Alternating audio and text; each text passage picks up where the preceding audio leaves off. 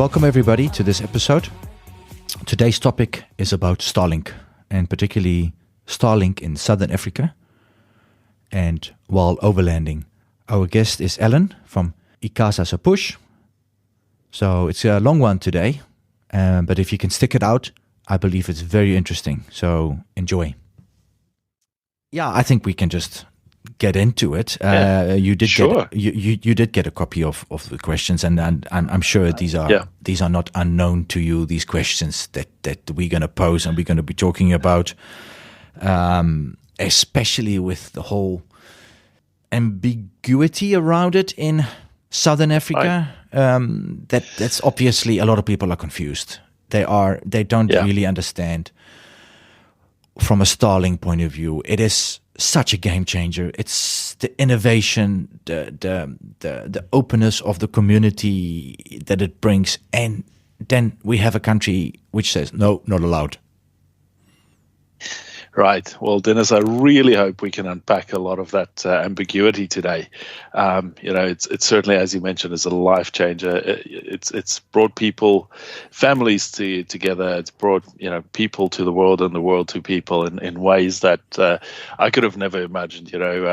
Yes, you're right. There is a lot of ambiguity, and we will talk about that. But on the flip side, the reason why we do what we do is there is absolutely nothing better than logging on for the first thing in the morning and seeing emails like, I could see my nephew for the first time because previously, our Facebook just wouldn't download photos. Or I've now got customers internationally who's buying my handbags because previously we didn't have any other options for internet, or even people working. We can go through lots of these stories, Dennis. I'll bore you all day with these stories, but it's absolutely a life changer in reality for many people since the advent of Starlink. It's a miraculous product. Yeah, and I firmly see that, and I firmly believe in that as well. So, is there a way, before we get into the detail, to describe in a short sentence? Where are we in it? I'm not talking Southern Africa. I'm talking about South Africa. Where are we with what is the availability conundrum at the moment? Yeah, because South Africa today is still considered, both from the South African legislative perspective, being primarily a Icasa in our position, but also from Starlink's perspective, we are considered as an unofficial country, or not yet approved region. And what that means is that Starlink is only really available through unofficial channels, like ourselves, or if you have a trusted family friend or a family abroad who can help you acquire a kit. That is the accessibility of it today, unfortunately. Now, we certainly hope that changes in the future, and we've been working very hard at trying to make that happen. But today, that's unfortunately our position as South Africans. Yeah, very unfortunate. Very unfortunate. Is there any light in the tunnel?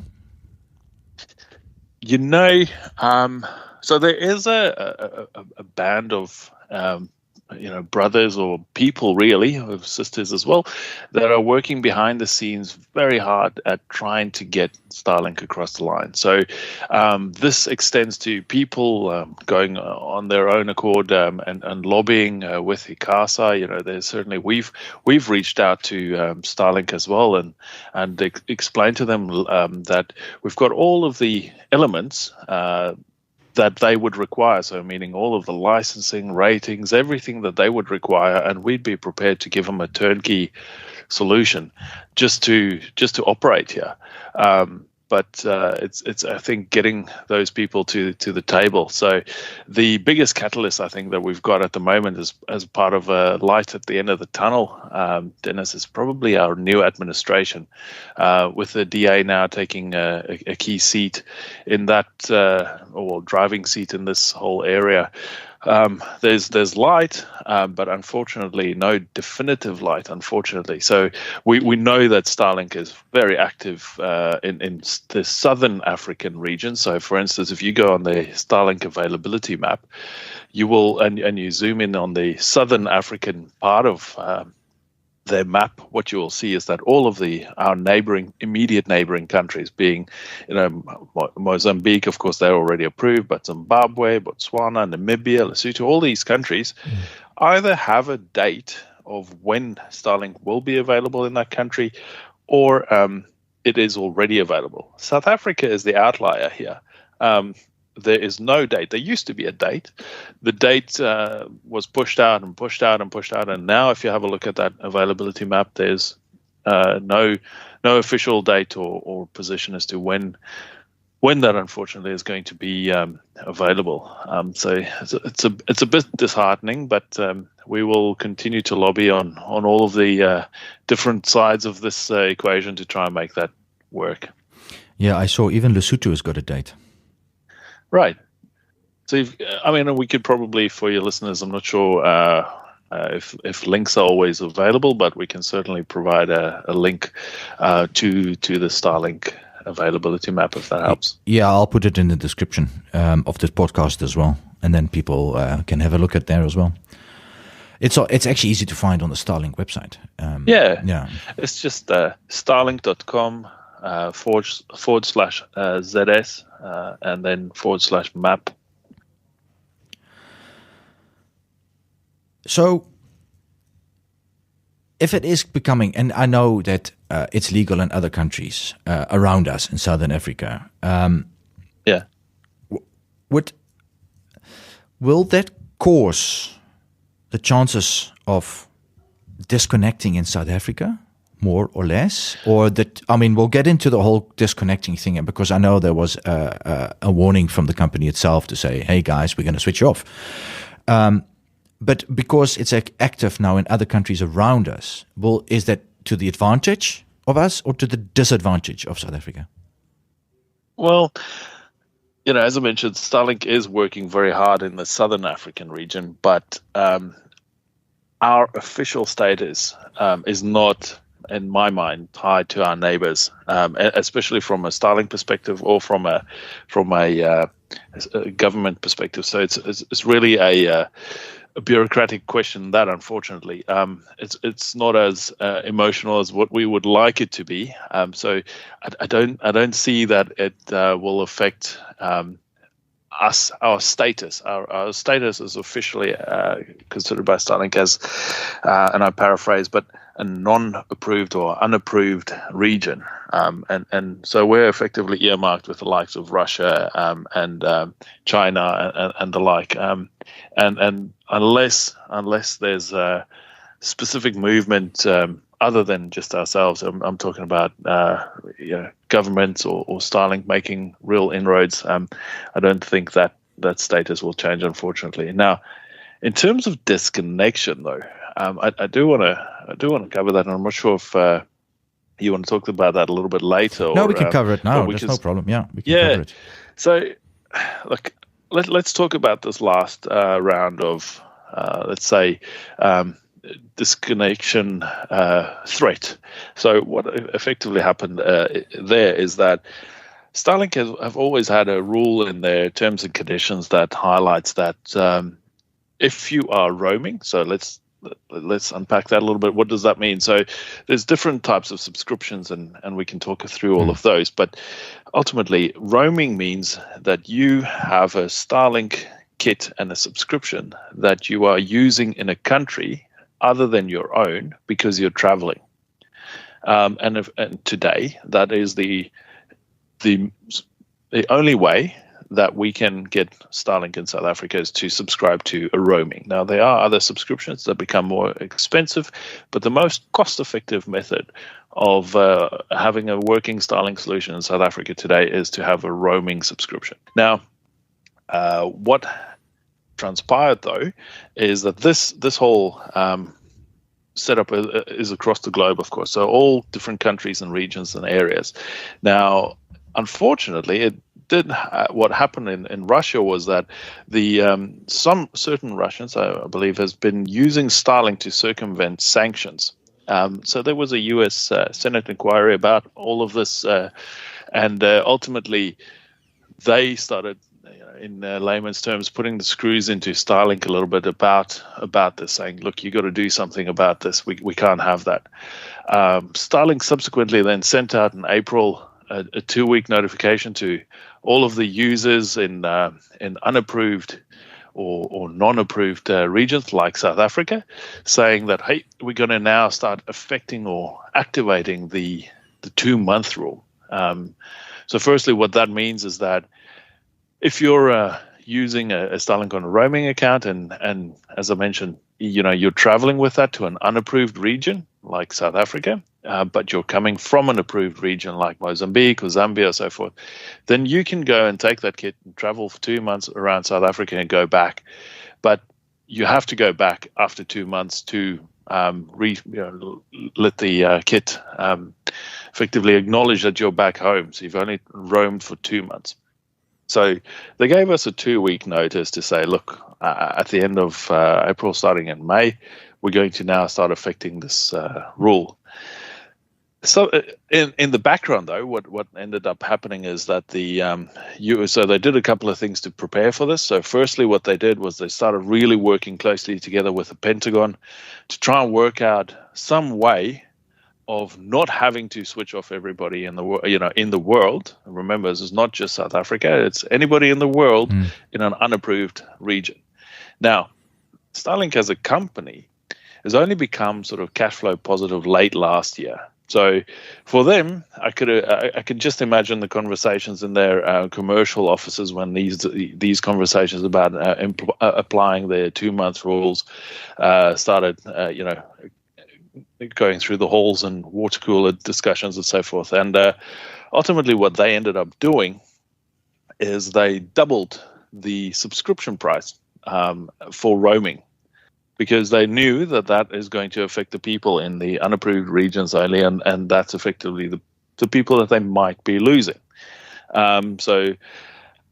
Ultimately, though, what's transpired to date is that it looks like the agreement that they have been able to get in place with the Pentagon, or their mitigation actions anyway, seems to have alleviated the concerns from the Pentagon and therefore the U.S. Senate, because that rule up until today has never been applied. So it is uncharted waters for both Starlink as an organization and in terms of how they deal with global policies and laws and politics, as well as for us, unfortunately, as a unapproved country. So I hope that covers it for you, Dennis. But it's a bit of touching on some of those concepts. But please let me know if you wanted to unpack any of that a little bit further. I think it's pretty clear because they have to group all the unregistered countries or unlicensed country in one bunch. They can't choose to put South Africa and other countries into the same bunch. I mean, there's no sanctions against South Africa, but they are against Russia. So, and that's what they're trying to clamp down on, as far as I understand.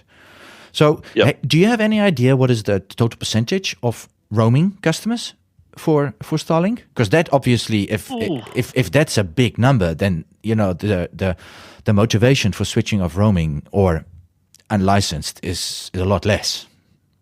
Yeah, I mean, I did see an image that highlighted where Starlinks were active all around the world, and it's something that I'll happily send you. But that numbers are fairly well guarded in terms of the actual number of users and so forth. It's not something that's published.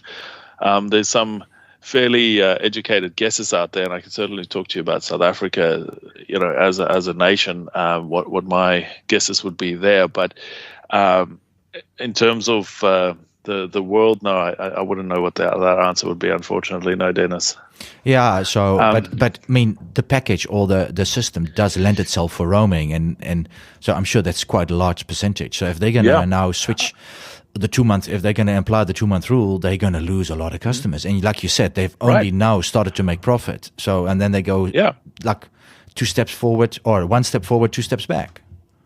Yeah, I mean, that's just thinking about the, almost the 2 dimensions of Starlink and ourselves. But there are countries in Africa that have gotten so accustomed to using Starlink that their entire economy is now so dependent on Starlink because there are just absolutely no other options for them. I mean, South Africa, at least we've got options. We've got, in most areas, we've got some options. That being said, though, I do want to emphasize that as South Africans, a third of us have never had access to internet.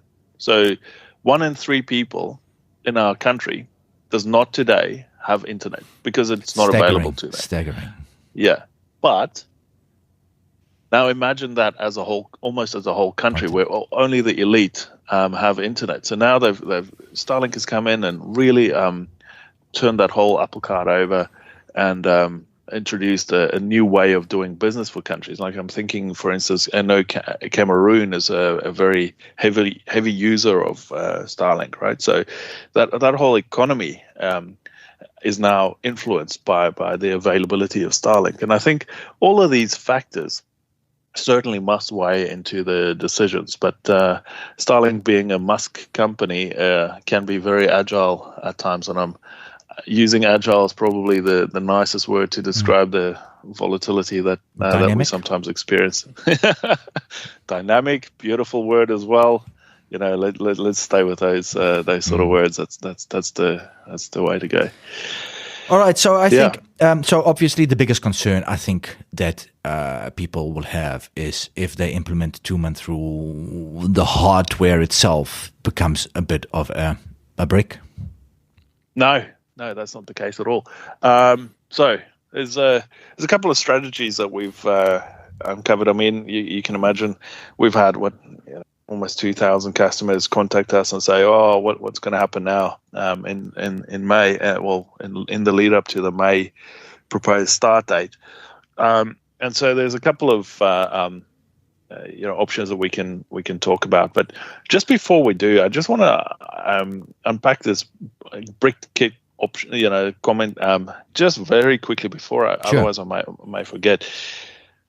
The only brick kits that we have in South Africa is from a supplier that's no longer operational. They've closed their doors.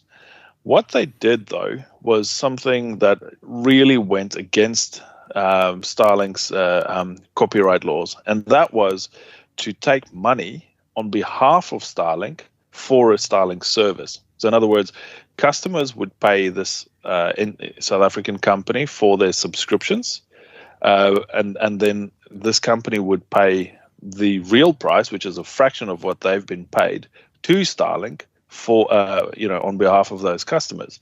Now that is a big no-no in terms of Starlink's landscape. That is probably up there along with marketing kits as Starlink without being approved by them. So that company was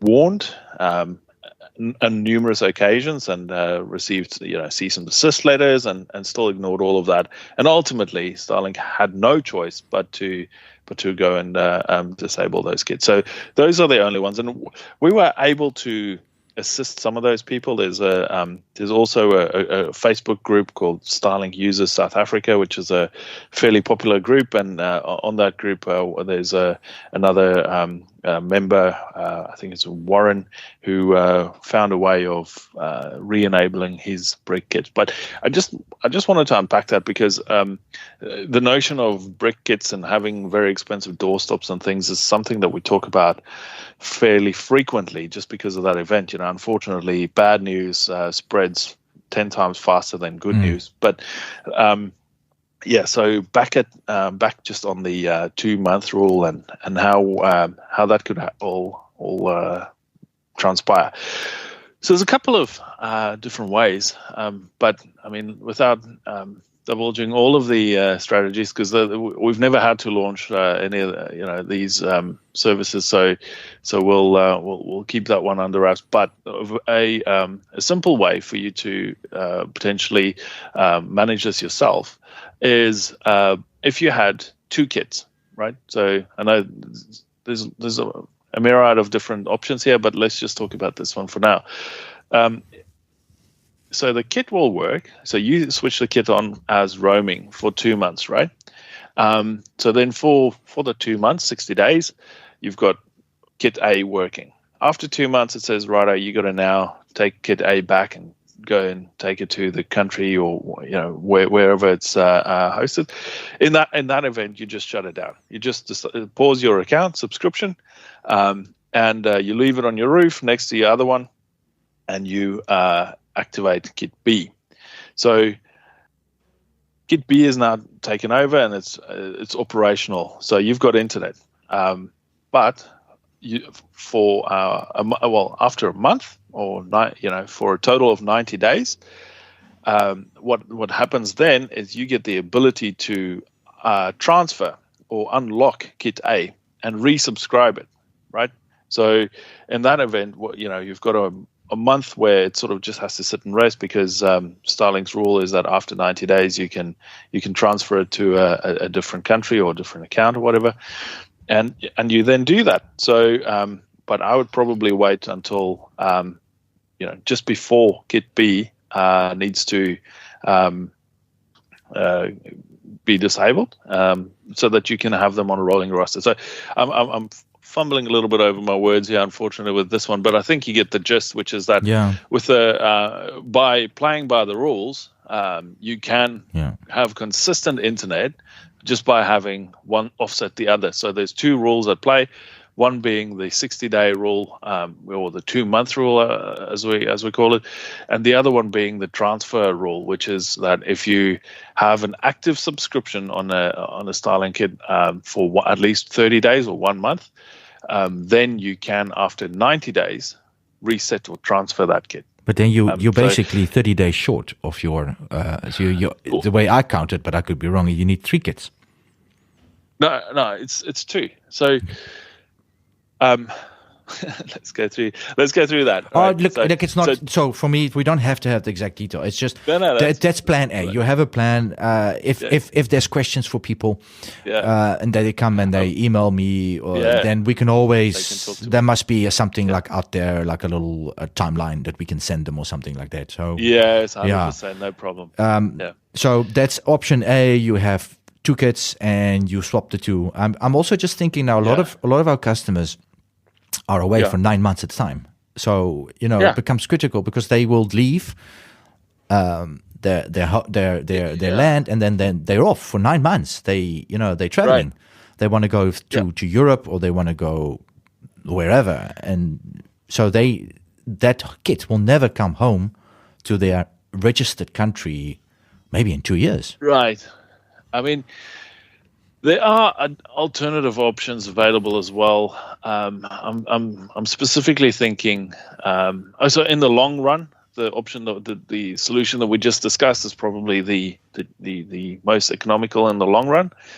If it is a shorter stints or period of time, though, we've found that mobile priority or even global subscriptions then supersedes your roaming subscription as well. So you can log on and upgrade those accounts and things as and when it's required. But we are talking about a hypothetical at the moment. I just really want to emphasize that none of these rules are in play today. Mm-hmm. So we're speculating about an eventuation of a rule that may never come, right? Fair enough. But it is good to prepare, of course, especially if you're going on a 9-month trip. 100% agree. It's better to prepare. But for a person going on a 9-month trip, I would say, look, use your initial your regional roaming as long as you can until you run into trouble. whenever you do run into trouble, you're still going to, with your Starlink kit, you will still be able to access your Starlink account. So your internet may not be accessible to you as a whole, but at least you'll be able to log on to your Starlink account.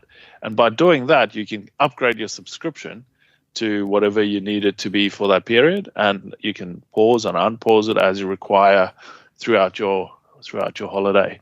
So for people planning a 9-month trip, certainly have a chat with us. There's certainly ways, and means that we can ensure that you've got, well, not ensure, but we can at least give you all of the tricks and tips that we know of to help you best prepare for that holiday. Fair enough. I will get into, because I have questions as well regarding the difference between the mobile regional, the mobile priority, the roaming.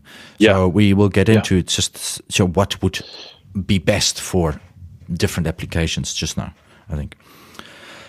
Can I just come back? Sure. You were alluding to this one company that did it wrong. So when I approach your company and I want to do a subscription, yes.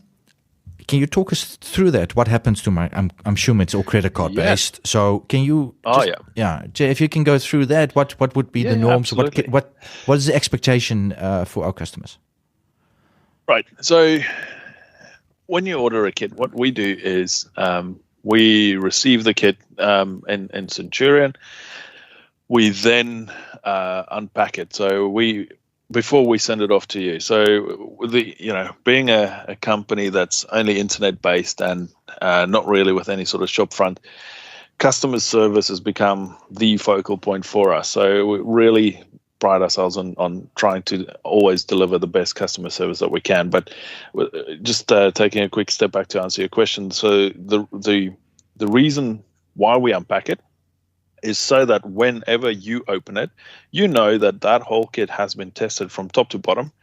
All of the required updates that needs to be applied to the kit has been done. The subscription has been set up as a regional roaming, which is the most economic option for you.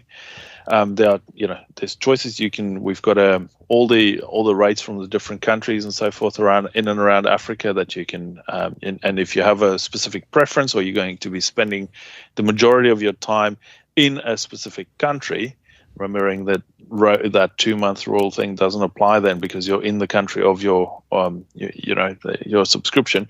But then we can certainly help you out with that as well. Whenever we set up a roaming subscription, we'll look at the rates on that day, and this is affected by foreign exchange rates and so forth. But so certainly we look at that, and then we set that up. Help you just set that up. All we need from you is your email address, because your Starlink account is tied to your email address.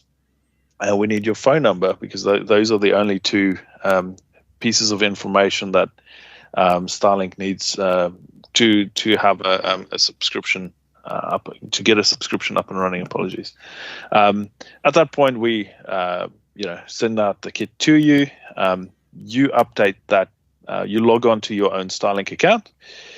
You then go to your payment preferences section on your Starlink account. You update the card, and most South African cards work. They are a couple that has given us issues over the last little while, but we've been able to ensure that every one of our customers has a working solution for a South African card with their Starlink account. And from that point onwards, that's all over to you. It's purely between you and Starlink. If you have any issues, you're welcome to always come back to us, and we'll certainly help you out. But in all fairness, Dennis, the amount of kits that we've had come back with issues is less than, I would say, less than 0.5%. For a couple of reasons. Firstly, these kits are very well manufactured. The quality of them are impeccable. But secondly, because we test things out before we even send it to you, we ensure that when things get to you, it does work. I know I've probably covered a little bit more than what you intended with that question, but I'm hoping that answers your question on that one, Dennis. Yeah. So basically, you only as a company get involved in the hardware and assistance at the setup. From there, all financial transactions happen directly with the account, and you guys are not really involved with that. So so it's not like we have to pay you. You pay you for the hardware, and you will have the backup service and the customer service from that. But anything after that, subscription-based, is directly to Starlink.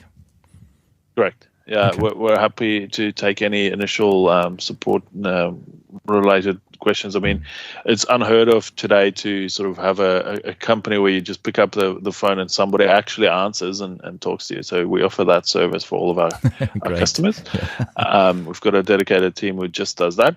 But then, we are involved in all of the acquisition, logistics, and testing and setup of these kits. We're not as soon as you start taking money on behalf of Starlink, well, number one, you're in violation of their copyright. But secondly, also, and very importantly, you then become an internet, whether you like it or not, you become an internet service provider, and that paints a fairly big target on your back in South Africa.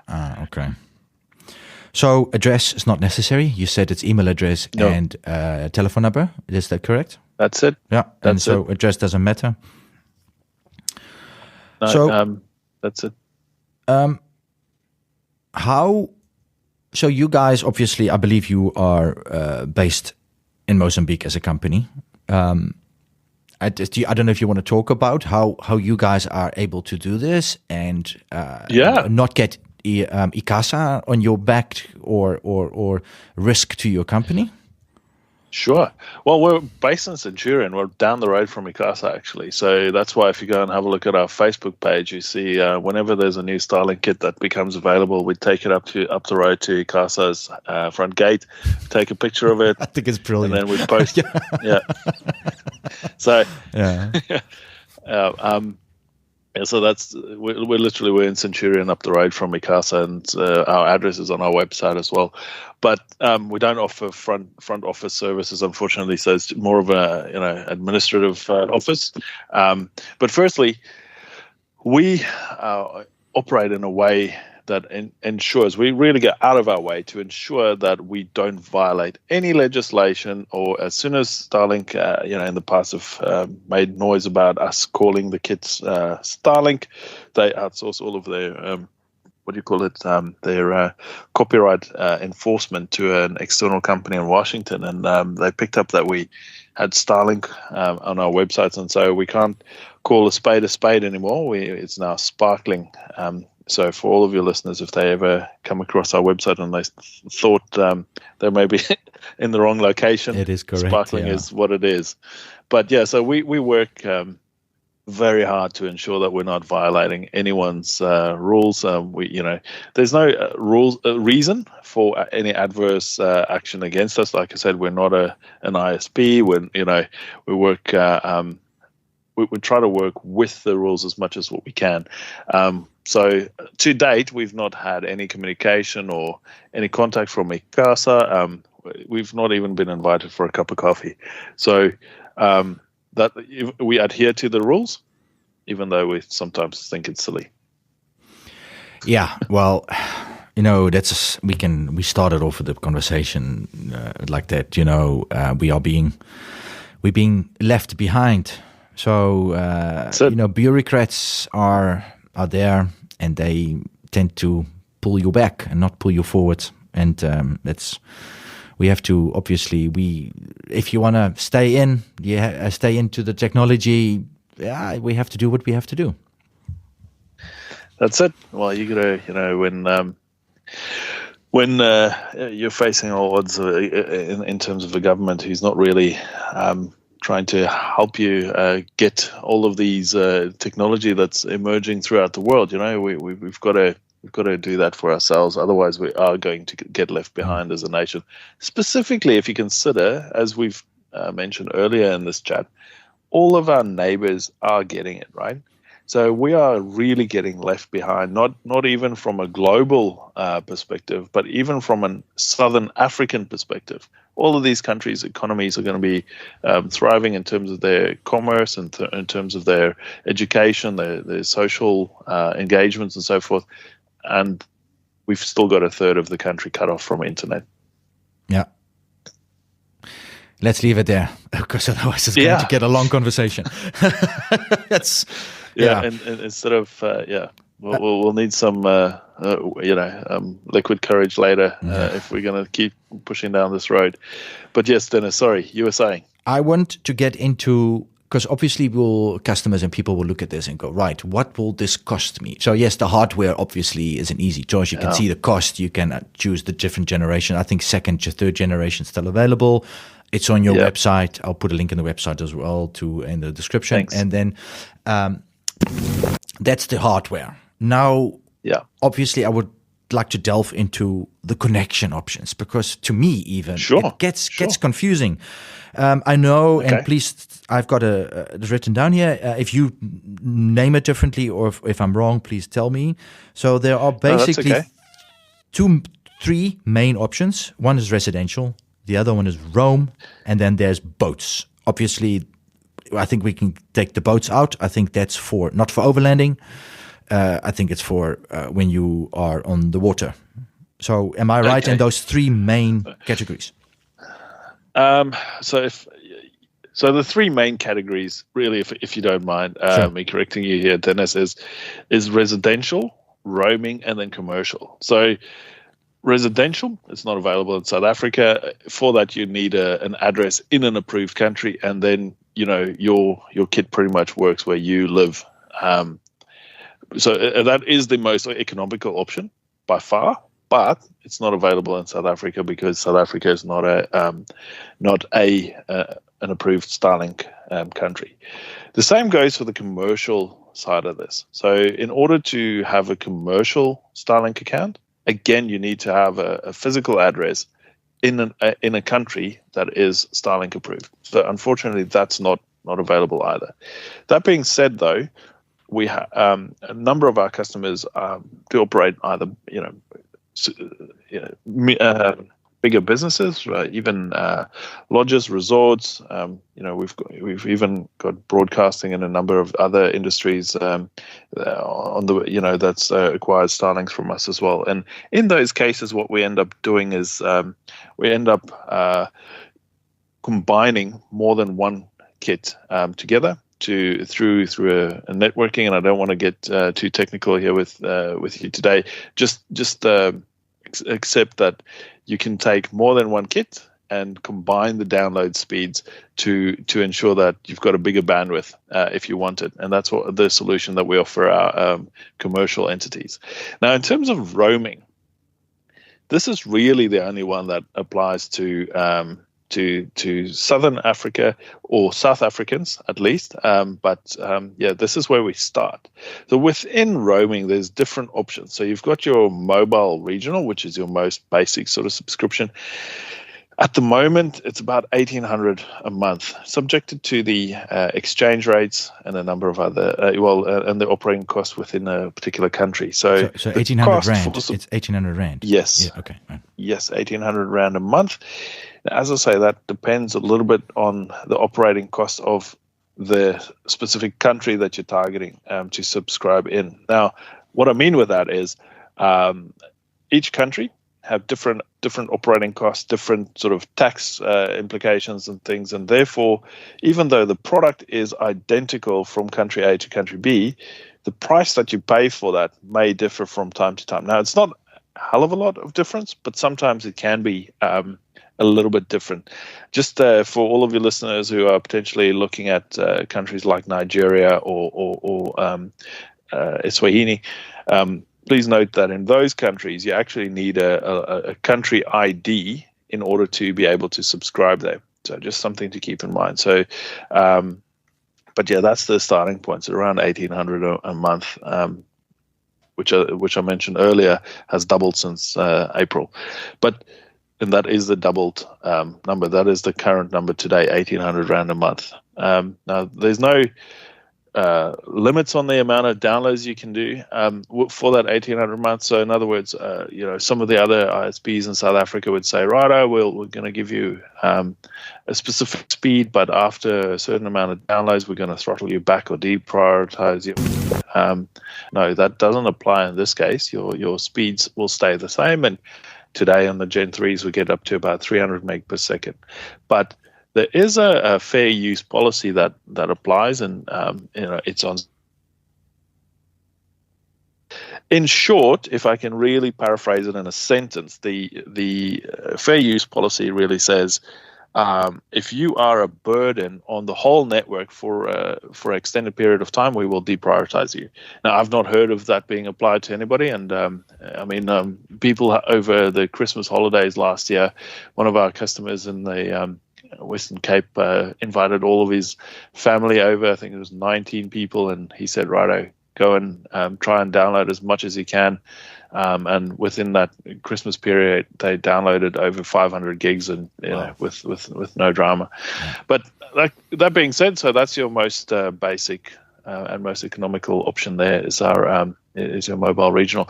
Secondly, is mobile priority. It's a bit more expensive, bit faster, and you do need it sometimes in countries like Botswana or Namibia. That's probably because they are in the process. I'm not sure exactly what the reason is. I'm plucking at straws here, trying to give you a reason as to why. I can only deduce that it's potentially due to those two countries becoming online. Now, boats. So roaming works well for boats, right? Because there's a third type of subscription for roaming, and that's called global roaming. So again, it's about double what you would pay for just mobile regional. So mobile regional is intended to be used on mainland for a specific region. So the whole of Africa, so the entire African continent, as an example, is one region, right? But in terms of boats, theoretically, that mobile regional should only cover you up to about 18 kilometers offshore. But we've got a large population of, people working in Cape Town offshore, and they go up to 200 kilometers offshore, and they've never run out of internet on the mobile regional. However, again, if you are on a boat or planning to go out kilometers offshore on a boat, what I would suggest in that case is, again, stay on your mobile regional until you feel your access is considered to be too far from that region. In that case, log on to your Starlink account, upgrade it to the global roaming. Global roaming is about double what you pay for regional roaming, but it means you can be on the open ocean or anywhere that you want to be. Literally, there's already over 6,000 satellites in low Earth orbit, with plans of going or plans in place for going up to 12,000. Yeah, right. That's a bit of an overview. So you had the mobile regional should work in South Africa, and if there's an issue, for example, like Namibia and Botswana, like you said, you have to switch to mobile priority. You didn't mention the cost. What is that? What's the cost difference there? Yes, I will tell you. Maybe we'll carry on for a second. I'll come back and I'll look up the price for you. So, if the mobile priority, it's not like it's not like the boats one. So that says it's a global thing. And you're not sure. What about if you go further north than Namibia, Botswana? Will there be countries where a mobile regional would be active again and would work? Yeah, mobile regional is active everywhere on the African continent except for the DRC. So the DRC is the only country who said, "Listen, we wouldn't like Starlink here." So Starlink said, "Fine, we appreciate that. Let's leave that." And so they've disabled the service in DRC. There are other countries, around the world, but I'm specifically speaking about Africa. That's the DRC. All right. So, and theoretically, mobile region should have worked in Namibia, Botswana, but because of reasons unknown, or they're moving, they're migrating, it doesn't work. Yeah, it's not consistent though either. We have people who use mobile regional, and it works fine in Namibia and Botswana and all these places. But then in some cases, and again, I can't tell you what it is, but we've just encountered probably about 10 to 15% of people have issues in those two countries, and the solution that seems to work for them is mobile priority data. So mobile priority data, I'm just having a quick look. So in Zambia, it's about 3,528 rands for 50 gigabytes. So and that's a current price. Almost double. Yeah. Yeah. Okay, but this time it's not unlimited. It is. It's only for 50 gigs. So it's per 50 gig that you want to. Yeah. Okay. So if you switch to mobile priority, you should work the whole of African continent. That should work everywhere. I know it's more expensive. But yeah. Look. If I need internet and I need to make sure I have, no matter what the case, would I be confident that mobile priority will work everywhere? Well, the beauty of this whole thing is, as I mentioned earlier, is that even if you find that your Starlink kit is not providing you the internet that you expected at a point in time, right? So in other words, you go into Namibia, you've driven through the border post, you're 200 k's, you're in the middle of the desert. There is no mobile reception. You have no other means of communication, and you find that, oh crap, I wish I had mobile priority data. Well, all you do in that case is you take your kit out, you point it at the stars, and you will have access to your Starlink account. So you can go and update it there and then. You don't have to preemptively go and pay additional money for because you're worried that maybe you will or maybe you won't have access. So do it when you need it is what I would suggest. But yeah, it's. That would be my approach to this. But it's guaranteed internet all over the continent. Yeah, it's all over the world, really. Yeah, depending on your on your subscription. But mobile regional works everywhere in Africa. Yeah, except for DRC. DRC. Yeah, and that's why you need a mobile priority. Yeah, and remember, this is subject to change at any time, right? So this is information is active as of right now. Okay.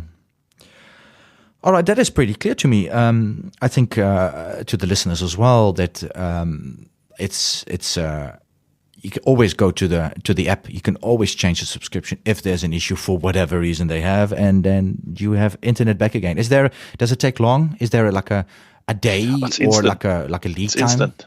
Instant. Yep. Perfect. It's instant. Yep. It is. It's really a revolutionary service. Honestly, I mean. People talk about job satisfaction, right? Now, I never really understood it until I started working with Starlink. Honestly, it's changed. It changes everybody's life that I know that uses it. It's really it puts a smile on my face every day. I can believe it. I really can. It's absolutely, and that's I mean, when I saw this happening years ago, I said, this is going to be awesome. This is going to be such a game changer. Absolutely. From all perspective, like you said, I mean, schools, businesses, broadcasting, safety. I mean, just safety. Yeah. I mean, you can carry on and on and on. Why we're holding back in South Africa is a complete unknown to me. Anyway, I think that just as a punctuation on that, Mark, I think this is a legislative problem across every industry in South Africa and every sort of market. It's not a unique Starlink problem, unfortunately. The BEE rules are there for a reason, and they were defined and designed at the time with the best of intent, right? But unfortunately, the reality is that there are some services, innovations, and technologies that, as South Africans, we will not ever be able to muster like this, right? So, and nobody else in the world is even coming close to to offering a similar thing. Now, I know that the Chinese are working on their version of it. Certainly, Mr. Bezos is working on his version, but it's not the same quality. It's not the same speed. It's not the same price, and it's not active. It's not available. So the net result for me is that as South Africa, we need a circuit breaker to say, righto, we are with best intentions going to apply our BEE rules and laws, as much and as far as what we can, but we have to accept that we are not, able to always do everything that is available around the world. In that case, how do we accommodate that to let our South Africans get access to these services? And maybe that's not the most eloquent way of phrasing my thoughts here, but ultimately, I think as a nation, we need a circuit breaker for innovations that we don't have access to otherwise. I fully agree. And if there was communication coming out to say, we're working on it, I think it would also alleviate a lot of all of the questions. But there's just nothing. There's just a no, and there's nothing else. Yeah, look, we can all vote, and that's the best thing you can do as South Africans. Go and vote. Let's. I think, Ellen, let's leave it at that. I would love to reserve a follow-up if there's many questions. Absolutely. If you're available, that we can discuss some questions and concerns or anything else. Yep. If we get communication back from the listeners to go, guys, can you cover this and this and this? Yep. I would love to push on your button to go, Ellen, can we have another conversation? Anytime. It's a pleasure talking to you, Dennis. And as mentioned earlier, if anybody has specific questions, if you get questions, Dennis, of course, I'll be happy to come and talk to you. But we offer every customer who reaches out to us the option to have a conversation. Again, something that we're quite proud of because it's not the norm in the industry. So every person who reaches out to us on either WhatsApp, which is our main way of communication, or Facebook or email or wherever they come from, we offer everybody the same conversation. So happy to have a chat, and even yourself, Dennis, don't have to wait for an invitation onto your podcast. If you ever feel like you have a quick question, just give me a call, mate, sure. and I'll happily have a chat. I've used the WhatsApp service that you guys offer, and it's been quick and it's been decisive. Good. So no, it was great. Oh, good. Thank you. It's good to hear. Yeah. We've got works. We thank you. I appreciate that feedback. Ellen, thanks very much. Right. And you too. Thanks, Dennis. Go well.